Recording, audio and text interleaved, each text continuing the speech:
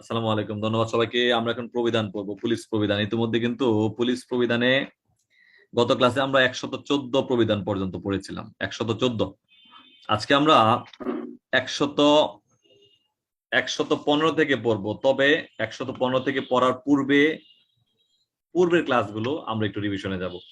পূর্বের ক্লাসে আমরা কি পড়েছিলাম? 106, একটু ছোট্ট করে ফর ইউর কাইন্ড ইনফরমেশন। 106 সরকারি কর্মচারীর প্রতি যে আচরণের বিধিবিধান রয়েছে, আপনি পুলিশ অফিসার, আপনার প্রতিও সেই বিধিবিধান প্রতিপালন যোগ্য। 106।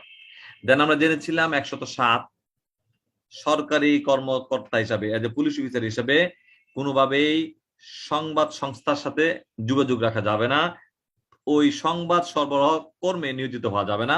107। দেন আমরা পড়েছিলাম 108 চাকরিরত অবস্থায় কোনোভাবেই সরকারের নীতি সমালোচনা করা যাবে না। 108। সর্বোপরি পড়েছিলাম 109 আপনি টাকা পয়সা ধার নিতে পারবেন, ঋণ গ্রহণ করতে পারবেন স্বীকৃত ব্যাংকের নিকট থেকে।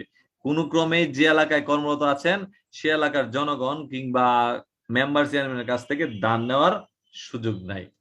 দাঁড় নেওয়ার সুযোগ নাই। কত ধারাতে কত বিধিতে বলছিল? 109।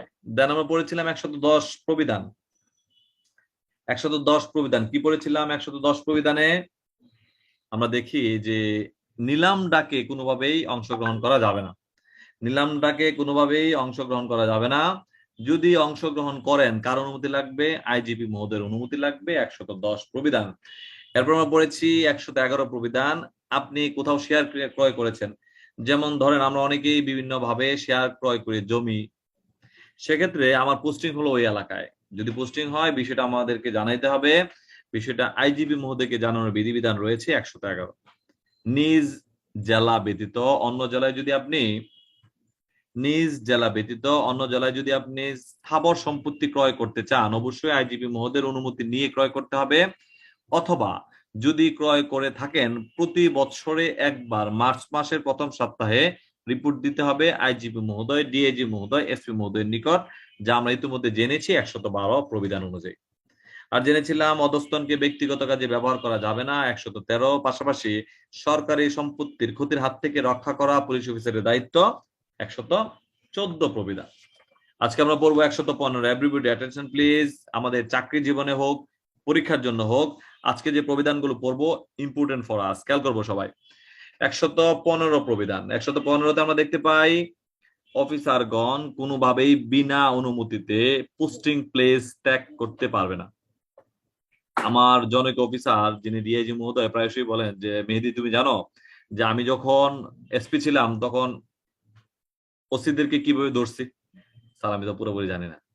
বলছে যে 115 প্রবিধানটা আমার জন্য ইম্পর্টেন্ট, পাশাপাশি তোমাদের জন্য ইম্পর্টেন্ট। তুমি যেখানে কর্মরত আছো তোমার সিনিয়রকে না বলে তুমি কোথাও যেতে পারবে না, যা আমরা দেখতে পাই 115 প্রবিধানের খতে বলা আছে।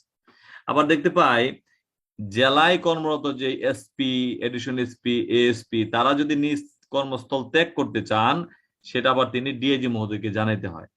অথবা জেলার যে এএসপি, এএসপি, এডিশনাল এসপি তারা যদি তার স্থান ত্যাগ করতে চান তাহলে জানাইতে হবে এসপি মহোদয়কে, যা আমরা দেখি তার সিনিয়র অফিসারকে, যা আমরা 115 প্রবিধান পর্যালোচনায় দেখি। তাহলে 115 প্রবিধানে কি বলা হয়েছে? অফিসারগণ বিনা অনুমতিতে জেলা বা পোস্টিং প্লেস কোনোভাবেই পরিত্যাগ করতে পারবে না। অবশ্যই পরিত্যাগ করতে হলে তার ঊর্ধ্বতন কর্তৃপক্ষকে জানাবে 115 প্রবিধান অনুযায়ী। দেন আমরা দেখবো 117 প্রবিধান। সকল শ্রেণীর পুলিশ অফিসারগণ ঊর্ধ্বতন কর্তৃপক্ষের আওতাধীন থাকবেন। সকল শ্রেণীর পুলিশ অফিসারগণ ঊর্ধ্বতন কর্তৃপক্ষের আওতাধীন থাকবেন। দ্যাট মিনস আপনি এজ এ কনস্টেবল অবশ্যই আপনার ঊর্ধ্বতন নায়ক সাহেব। আপনি যখন কোনো গাড়ি কর্মরত থাকেন সেখানে নায়ক সাহেব থাকে, আমরা বলি না যে নায়ক সাহেব যদি বলে সাবধান হওয়ার জন্য আপনি সাবধান হতে বাধ্য। This is the rules. কত কত বিধিতে? 117 বিধি। আপনি আপনার সাবঅর্ডিনেট যিনি আছেন, আপনার সাবঅর্ডিনেট আপনার কথা মতো চলবে, এটি হচ্ছে আইনগত ভিত্তি। 117। দেন আমরা দেখবো ইতিমধ্যে যখন পুলিশ আইন পড়ি, পুলিশ আইন, ইতিমধ্যে পুলিশ আইনের সময় আমরা 23 ধারা যখন পড়ি তখন বলেছিলাম 118 প্রবিধান অনুযায়ী আইন শৃঙ্খলা রক্ষা করা, অপরাধ দমন করা পুলিশের দায়িত্ব। 118। আরেকটা বিষয় দেখেন, ফৌজদারি কার্যবিধি আইনে যখন 150 পড়েন, 150, 120, 23-3 এটা অনেকেই পড়েন। 150 আমরা কি পেয়েছিলাম? অপরাধ দমন করা। যদিও প্রবিধান 120-এ অনেকগুলো কথা বলা আছে, সেভারাল থিংস। কি কি জিনিস বলা আছে একটু খেয়াল করবো। প্রবিধানে দেখেন 120 প্রবিধানে বলা আছে আপনি এজ এ ব্যক্তি হিসাবে, পুলিশ অফিসার হিসাবে অপরাধ দমন করা আপনার দায়িত্ব। পাশাপাশি ফৌজদারি কার্যবিধির 157 1-এর ক তে দেখেন একটা কথা বলা আছে, 157 1-এর ক, অপরাধটা যদি গুরুতর প্রকৃতির না হয় সেক্ষেত্রে তদন্ত থেকে বিরত থাকতে পারেন অফিসার ইনচার্জ। পড়েছি না আমরা? তাহলে অপরাধটা যদি গুরুতর প্রকৃতির না হয় সেক্ষেত্রে তদন্ত থেকে বিরত থাকবো 157 1-এর ক। এর সাথে আমরা 120 ব্যবহার করতে পারি। 120-এ দেখেন বলা আছে পুলিশ তুচ্ছ ঘটনার তদন্ত পরিহার করবেন। পুলিশ অফিসার তুচ্ছ ঘটনার তদন্ত পরিহার করবেন 120। তাহলে 120-এ দুইটা বিষয় জেনেছি, একটা হচ্ছে অপরাধ দমন করা তার দায়িত্ব, দ্বিতীয়ত হচ্ছে তুচ্ছ কোনো অপরাধ তদন্ত করা থেকেও তিনি বিরত থাকবেন 120। তাহলে আমরা একটু পিছনে যাই, আবারও খেয়াল করি। পিছনে 115 কোনোভাবেই ঊর্ধ্বতন কর্তৃপক্ষের অনুমতি ব্যতীত পোস্টিং প্লেস পরিত্যাগ করা যাবে না 115। ঊর্ধ্বতন কর্তৃপক্ষের আওতাধীন থাকবেন সকল শ্রেণীর পুলিশ অফিসারগণ 117। এলাকার আইন শৃঙ্খলা রক্ষা করা, অপরাধ দমন করা আপনার দায়িত্ব 118। 120-এ আমরা পড়েছি অপরাধ দমন করা, পাশাপাশি কম গুরুত্বপূর্ণ যে অপরাধ রয়েছে, তুচ্ছ ঘটনা রয়েছে, সেগুলো তদন্ত করা থেকে বিরত থাকবেন 120। পাশাপাশি আমরা দেখি 121 প্রবিধান পুলিশ অফিসারগণ পরস্পরকে সাহায্য সহযোগিতা করবেন। পুলিশ অফিসার অবশ্যই পরস্পরকে সাহায্য সহযোগিতা করবেন। আমি কিন্তু প্রতিদিন ক্লাসের শুরুতে এটাই বলি যে অবশ্যই আমরা যেখানে থাকি না কেন পুলিশ কোন পরিচয় দিলে তাকে সাহায্য করার চেষ্টা করব। কত প্রবিধান অনুযায়ী? 121 প্রবিধান অনুযায়ী। দেন আমরা দেখি বার্ষিক রেঞ্জ সম্মেলন, ডিএজি মহোদয় বৎসরে একবার, একটু নোট ডাউন করবো এমসিকিউ গুলো। ডিএজি মহোদয় বৎসরে একবার রেঞ্জ সম্মেলন করবেন। ডিএজি মহোদয় বৎসরে একবার রেঞ্জ সম্মেলন করবেন 123 প্রবিধান অনুযায়ী।